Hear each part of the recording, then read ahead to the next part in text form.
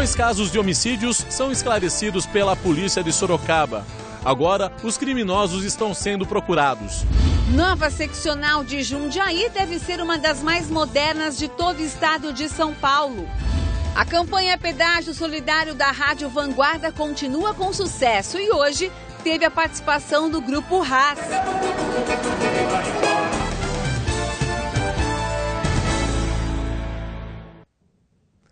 Olá, boa noite. Outro assunto do Noticidade é a saúde. Vereadores de Sorocaba questionaram a Diretoria Regional da Saúde sobre problemas na Central de Regulação de Vagas. Vamos conversar com Pedro Leão. Boa noite, Pedro. Boa noite, Simone. Boa noite a todos que acompanham o Noticidade. Olha, a intenção dos vereadores era saber o porquê do atraso no agendamento de consultas aqui em Sorocaba. Porém, a resposta ela não foi nada esclarecedora e os detalhes eu conto daqui a pouco. A gente tem uma outra informação também, um outro caso que envolve, dessa vez, polícia e saúde, que é o caso do laboratório, né, que fazia exames a alguns UPHs de Sorocaba. Qual a novidade disso, Pedro?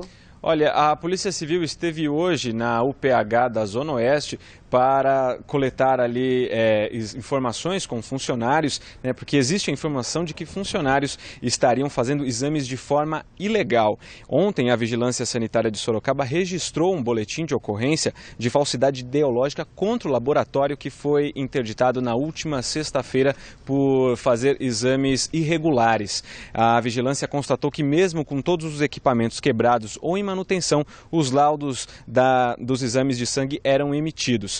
A unidade atendia as UPHs da Zona Oeste e também da Zona Norte da cidade, Simone. Tá certo, obrigada pelas informações, Pedro.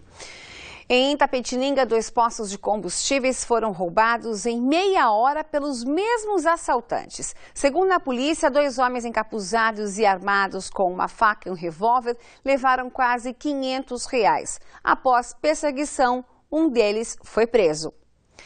A DIG de Sorocaba apresentou hoje a conclusão de 2 homicídios em Sorocaba. Os casos aconteceram no mês de dezembro do ano passado e em março deste ano. Os suspeitos continuam foragidos.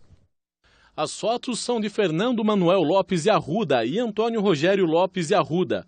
Segundo a polícia, eles são responsáveis pela morte de Vantuir Teixeira dos Santos, no Jardim Nova Esperança, em Sorocaba.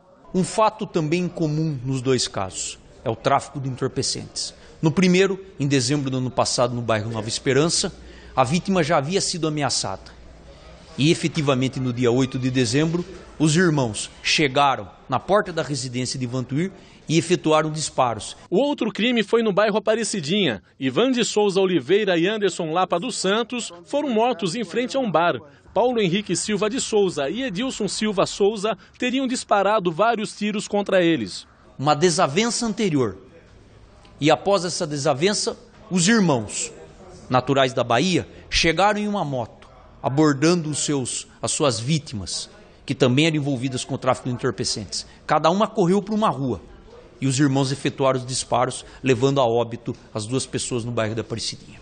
Os inquéritos já foram encerrados pela polícia. O que mais chamou a atenção durante as investigações é o fato dos autores dos 2 crimes serem irmãos. A população pode ajudar a polícia por meio do Disque Denúncia.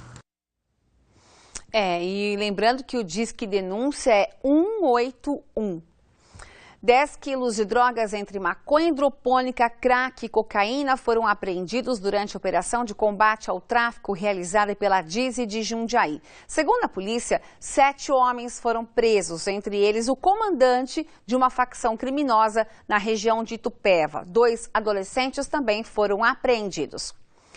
A Prefeitura de Votorantim demoliu hoje uma das casas do bairro Guanabara, que fazem parte de um programa de desfavelamento da cidade. Segundo o advogado Fábio Cândido do Carmo, que representa a família, alguns moradores que firmaram um acordo com a Prefeitura autorizando a demolição foram colocados em prédios da CDHU.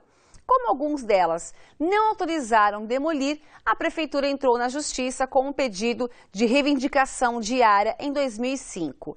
Quanto à casa demolida hoje, O advogado diz que a prefeitura não tinha permissão para derrubar o prédio e para isso dependia de uma assinatura do casal que morava no local, mas apenas a mulher assinou. A Prefeitura de Votorantim informou que os contemplados no programa de desfavelamento devem entregar a residência onde moravam. Por isso, a mulher, no caso citado, assinou a entrega da antiga residência e a demolição foi feita. Foram detidos hoje os 3 adolescentes suspeitos de serem os responsáveis por incendiar a Escola Municipal André Franco Montoro, em Campo Limpo Paulista. Segundo a polícia, as 2 professoras que foram ameaçadas por um deles estiveram na delegacia para acompanhar a prisão. Os 3 devem ficar detidos pelo prazo mínimo de 30 dias. O incêndio destruiu uma sala, biblioteca e documentos. Os jovens irão responder por ato infracional de ameaça e incêndio. Parabéns ao delegado Carlos Alberto de Braga Fiuza, que comandou esse caso. Um ônibus foi incendiado em Cerquilho. Segundo a PM, foi encontrado um coquetel Molotov intacto, que indica que o incêndio foi criminoso. Uma testemunha ouviu um grupo conversando e, em seguida, o barulho da explosão. O Corpo de Bombeiros controlou as chamas, mas o veículo ficou completamente queimado. Ninguém foi preso. O Ministério Público recomendou que a Prefeitura de Itapetininga assuma a administração do Asilo São Vicente de Paulo, que passa por uma crise financeira. Em nota, a Prefeitura disse que os valores disponibilizados pelo município são discutidos e indicados por meio do Conselho Municipal de Assistência Social, cabendo à Prefeitura apenas disponibilizar os recursos conforme percentual arrecadado e autorizado por lei. O Executivo ressalta ainda que o Lar São Vicente de Paulo seja detentor de toda a arrecadação da Zona Azul de Itapetininga, que é de aproximadamente R$ 45 mil por mês. Com a notícia do fim do convênio entre Prefeitura de Sorocaba e Hospital Evangélico de Sorocaba, os atuais gestores da unidade chamaram a imprensa para esclarecer o que está acontecendo. A capacidade de atendimento do Hospital Evangélico é de 6 mil pessoas por mês. São 36 convênios. Mantido por entidade filantrópica, a instituição, desde novembro do ano passado, mantinha parceria com o governo municipal para absorver parte da demanda do SUS. Após reuniões entre representantes do Evangélico e da Prefeitura, o contrato entre as duas partes será encerrado ainda este ano. A partir do dia 1º de janeiro, usuários do SUS deverão recorrer a outro hospital para cirurgias, consultas e exames. De acordo com os atuais gestores da unidade, o município acumula débito de aproximadamente R$ 1 milhão. Após atraso de 5 meses, a mensalidade de R$ 790 mil passou para R$ 460 mil, com a redução no número de atendimentos. 2 semanas atrás houve um compromisso de sim cumprir com esses pagamentos à medida que eles tiverem fluxo de caixa. Então, eles vão cumprir o pagamento, mas não existe uma previsão formal ainda de quando isso vai acontecer. A atual situação financeira do hospital foi levantada após a auditoria, depois que a gestão deixou de ser feita por voluntários, como explica o diretor-presidente da AEB, Associação Evangélica Beneficente. Nós não tínhamos nem conhecimento dos números. A partir do momento que entramos e continuamos a ver as contas, realmente teríamos pouco tempo de vida em função dos números que se apresentavam reais. Porque até então não tinham-se notícias e não conseguimos consolidar nenhum balanço do hospital. Ainda segundo dados divulgados na coletiva, o hospital poderia ter atendido mais e melhor os pacientes, não fossem problemas de agendamento por parte da Prefeitura. É muito importante dizer que quem direcionava os pacientes para o hospital é o município, através da secretaria. Então isso já no início trouxe um desequilíbrio grande para o serviço em si. Marcelo afirma que o atendimento à população poderia continuar mediante pagamento da tabela do SUS, mas a oferta teria sido recusada pela Prefeitura.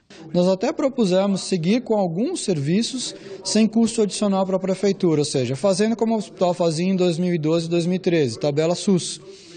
mas nesse momento não houve interesse da Prefeitura nem desta continuidade, porque eles disseram que podem absorver a demanda do hospital em outros serviços já existentes. O número de atendimentos e o valor do repasse municipal geraram dúvidas, afirma o presidente da AEB de Sorocaba. Foi aberta uma CPI para analisar as contas do evangélico. Deve ser analisado a parte financeira, porque essa parte financeira não passou ainda pela Prefeitura nem no Conselho Municipal de Saúde.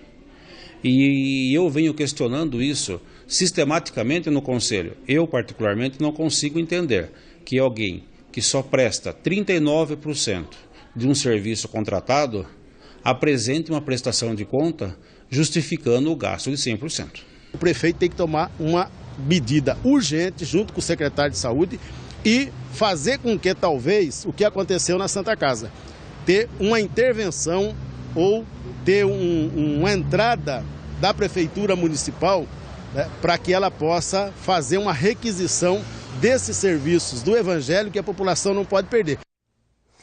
Olha, e ainda falando em saúde, vereadores de Sorocaba se reuniram com a Diretoria Regional da Saúde para discutir os problemas na Central Reguladora de Vagas do Estado. E o Pedro Leão tem as informações, né, Pedro? Olha, a intenção dos vereadores era saber o motivo do atraso no agendamento de consultas aqui em Sorocaba. Na semana passada, eles visitaram a Central de Regulação Municipal. Lá foram informados que os problemas no agendamento seria culpa do Estado, que não oferece vagas suficientes ao município. Porém, a Central Estadual nega e afirmou que oferece o necessário. Agora, no meio desse empurra-empurra para tentar esclarecer a situação, a Câmara vai encaminhar à Secretaria Estadual de Saúde um pedido para que sejam enviados dados mensais, como o número de cirurgias, consultas e exames oferecidos no município por meio da central de vagas. Aí sim será possível descobrir se o Estado não está oferecendo serviços suficientes ou se é o município que não está usufruindo de forma correta.